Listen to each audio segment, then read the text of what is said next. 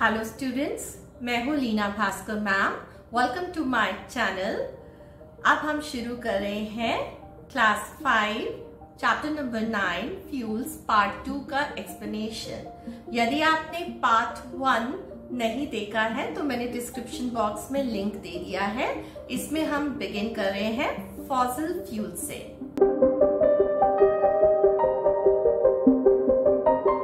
So let's first understand how are fossil fuels formed. Fossil fuels कैसे form होते हैं? Millions of years में, बहुत सारे सालों में, मिलियंस एंड मिलियंस, जो अर्थ की लेयर्स के नीचे डेड प्लांट्स और एनिमल्स इकट्ठे हो जाते हैं, वो हाई हीट और प्रेशर की वजह से फॉसिल फ्यूल्स में कन्वर्ट हो जाते हैं। तो चलिए अब यहाँ पे थोड़ा सा हम विस्तार से समझते हैं। अब कोई ट्री या प्लांट है, या बहुत सारे ट्रीज और प्लांट्स लैंडस्लाइड हो गए, सपोज फ्लड आ गया, या फिर नेचुरली भी वो वेट लैंड में ट्री है तो वो धीरे धीरे जमीन पे गिरा और नीचे नीचे धीरे धीरे धंसता गया।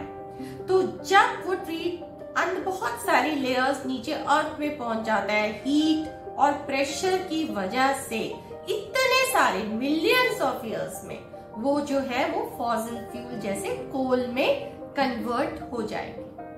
और इसी तरह से हम अगर एक्वेटिक एनिमल्स जैसे फिशेस की बात करें, सो जो डेड एक्वेटिक एनिमल्स हैं वो रिवर या ओशन या सी के बेड पे पहले हैं, उसके बाद वो धीरे धीरे नीचे लेयर्स में धीरे धीरे नीचे जाते रहते हैं मिलियंस ऑफ इयर्स में, और फिर वो हाई टेम्परेचर और प्रेशर की वजह से पेट्रोलियम जैसे फॉसिल फ्यूल में कन्वर्ट हो जाते हैं। तो यहाँ पे आपने 3 कीवर्ड्स देखे, हीट यानी temperature and pressure, then millions of years, और थर्ड कीवर्ड आपका होगा डेड प्लांट्स एंड एनिमल्स। ये तीनों कीवर्ड्स जो है वो आपको फॉसिल फ्यूल्स की डेफिनेशन में यूज करने हैं। सो fossil fuels are those fuels that are formed by the decomposition of animal and plant matter under the surface of the earth at high pressure and temperature over millions of years. There are 3 main fossil fuels. They are coal, petroleum जिसे हम crude oil भी बोलते हैं, and natural gas. कोल या कोयला जो है वो ब्लैक कलर की सेडिमेंट्री रॉक है जो हमें जमीन से के नीचे से एज अ फॉसिल फ्यूल मिलती है। नॉर्मली ये डेड प्लांट मेटल से ही बनता है, और इसका जो यूज है हमने लास्ट वीडियो में भी देखा है, हीट प्रोड्यूस करने के लिए और इलेक्ट्रिसिटी जनरेट करने के लिए ज्यादातर किया जाता है। दूसरा जो इम्पोर्टेंट फॉसिल फ्यूल है वो है क्रूड ऑयल या पेट्रोलियम, जो कि डेड सी क्रीचर से फॉर्म होता है, तो ऑब्वियसली समुद्र के नीचे मिलता है। यहाँ पे आप एक ऑयल ड्रिलिंग रिग का पिक्चर देख सकते हैं। ये ऐसा पूरा सेटअप होता है जिससे कि क्रूड ऑयल ऊपर हम निकाल सकते हैं और यूज कर सकते हैं। क्रूड ऑयल का तो दूसरा नाम पेट्रोलियम है, पर फिर पेट्रोल, डीजल और केरोसिन क्या है? यहाँ पे आपको कंफ्यूज नहीं होना है। समझ लीजिए कि पेट्रोलियम मम्मी है और पेट्रोल, केरोसिन ऑयल और डीजल ये है इनके बच्चे हैं। कैसे?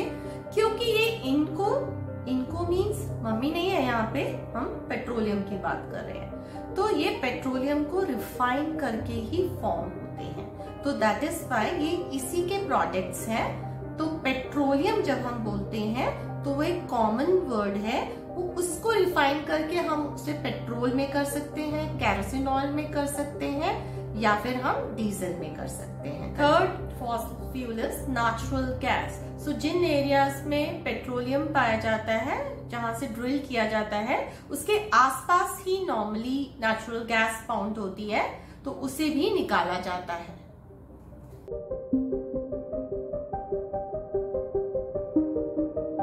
Renewable sources of energy. Renewable में बिगनिंग में क्या वर्ड आता है? री का मीन्स मतलब अगेन, दोबारा।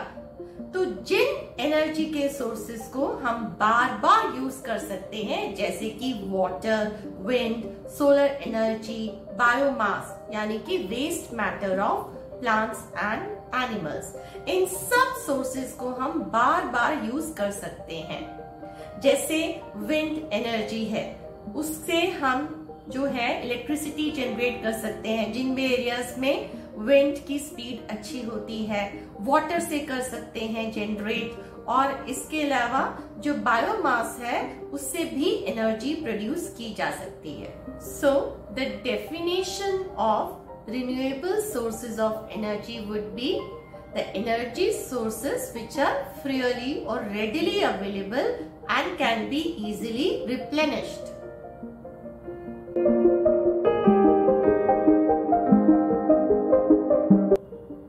Non-renewable sources of energy वो sources होते हैं जैसे कि fossil fuels यानी कि कोल, पेट्रोलियम और नेचुरल गैस, जिन्हें आप एक ही बारी में यूज कर सकते हैं और बार बार उनका यूज नहीं कर सकते, वो फिनिश या खत्म हो जाते हैं। जैसे कि आप कार में फ्यूल डलवाते हैं, आपने पेट्रोल 2 लीटर्स डलवाया, तो जितना आपकी कार, जितने किलोमीटर्स भी आपकी कार जो है वो 2 लीटर्स में उसने कंज्यूम किया या 2 लीटर्स में वो जितना चली, उसके बाद आपकी कार स्टॉप हो जाएगी, उसमें फ्यूल नहीं है।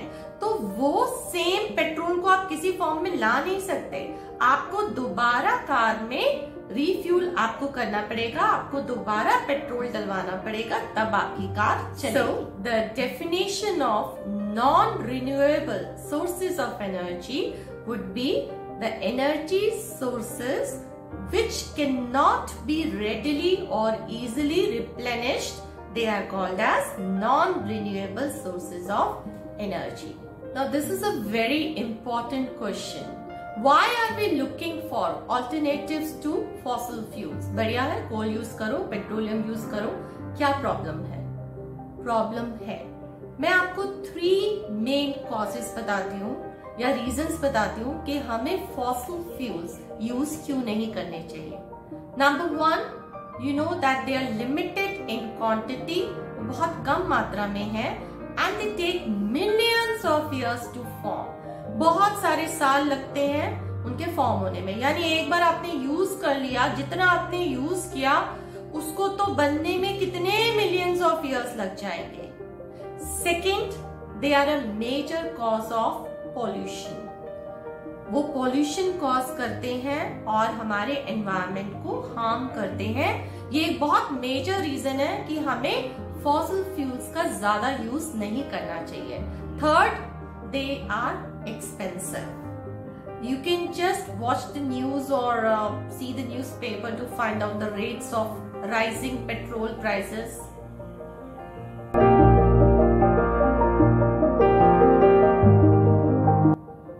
अगर हम fossil fuels use नहीं करें तो क्या करें फिर? So we have to focus on the use of renewable sources of energy like wind, water, solar power. Scientists and people all over the world are working on it. अब बहुत सारे घरों में, बहुत सारे होटल्स में सोलर पैनल्स हैं, solar geysers use होते हैं। जहाँ पे भी विंड की स्पीड अच्छी है, उन कंट्रीज में विंड मिल से एनर्जी, जो इलेक्ट्रिसिटी जनरेट करने की कोशिश की जाती है। और आपने ईवी, इलेक्ट्रिक व्हीकल्स के बारे में तो सुना ही है, धीरे धीरे वो ये पेट्रोल और डीजल और सीएनजी वाले सारे व्हीकल्स को slowly and slowly they are going to replace in the future world. How can you help as a student to solve this crisis of fossil fuels? Yes, surely you can help. तो मैं आपको कुछ तरीके बता रही हूँ, आप जरा ध्यान से सुनिए। जो भी आपके नियर बाय एरियाज हैं, जैसे पार्क है, मार्केट है, and suppose your school is near to you, you can always walk down or ride a bicycle instead of going in car or using a scooter. आप carpool use कर सकते हैं। अगर neighbourhood area में same school के students रहते हैं तो कोई भी पेरेंट रिस्पॉन्सिबिलिटी ले सकता है स्कूल ड्रॉप करने की, और बच्चे इकट्ठे स्कूल जा सकते हैं। So you will be saving fuel, time and energy that way. इसके अलावा जहां जहां पे भी कनेक्टिविटी अच्छी है, आप पब्लिक ट्रांसपोर्ट यूज कर सकते हैं. You can use metro. और आप अपने मम्मी पापा को रिमाइंड करा सकते हैं कि जो कार का पॉल्यूशन चेक है वो टाइमली करवाए और अपनी कार की मेंटेनेंस पे भी ध्यान दें. सर्विसिंग टाइमली करवाएं. So this was all for fuels. और क्लास 5 की जितने भी लेसन्स की वीडियोस हैं, क्लास 5 की प्लेलिस्ट मैंने नीचे डिस्क्रिप्शन बॉक्स में डाल दी है. आप वो चैप्टर्स भी देख सकते हैं.